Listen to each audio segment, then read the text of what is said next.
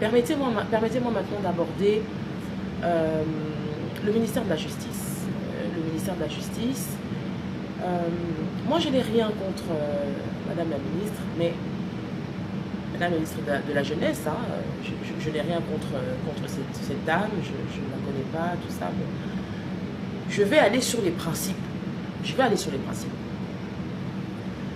Le premier article de la Constitution nous dit que la République est laïque.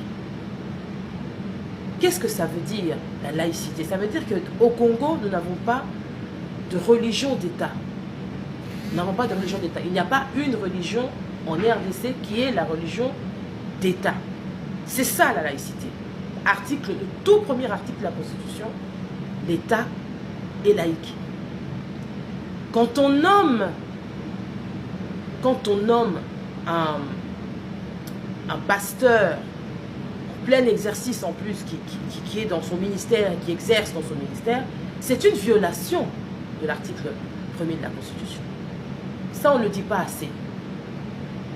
Les autorités, parce qu'il faut comprendre les notions d'État. Si on dit qu'on est un État laïque, on est un État laïque. Ça veut dire qu'on doit pouvoir séparer le pouvoir politique du pouvoir spirituel. C'est dans cette philosophie que moi je dis, par exemple, que même les confessions religieuses, en principe, n'ont pas vocation à interférer dans les affaires politiques, parce que c'est la Constitution qui le dit. Il ne s'agit pas d'être catholique, il ne s'agit pas d'être musulman, etc. La Constitution dit l'État est laïque. C'est le premier article de la Constitution. Point. La laïcité, donc, veut dire pas de religion d'État, liberté de culte, etc. Mais il n'y a pas une religion d'État. Même si, dans la pratique, on a l'impression qu'il y en a une. Mais la Constitution, ce n'est pas ce qu'elle dit. Et donc, quand on nomme un pasteur, pour le cas de la ministre de la Jeunesse, par exemple, ça pouvait être elle, ça pouvait être quelqu'un d'autre, c'est une violation.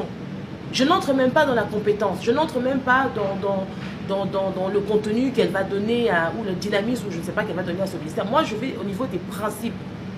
C'est une violation, et je tenais à le relever, une violation de l'article 1er de la Constitution. Lorsque vous voyez les autorités, une autorité peut aller en privé, si elle le souhaite, aller prier là où elle veut, etc.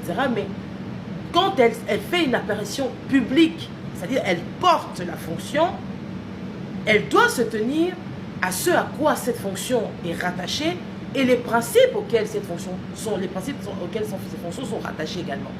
Notamment pour le cas du président de la République, qui est la première institution, n'est-ce pas,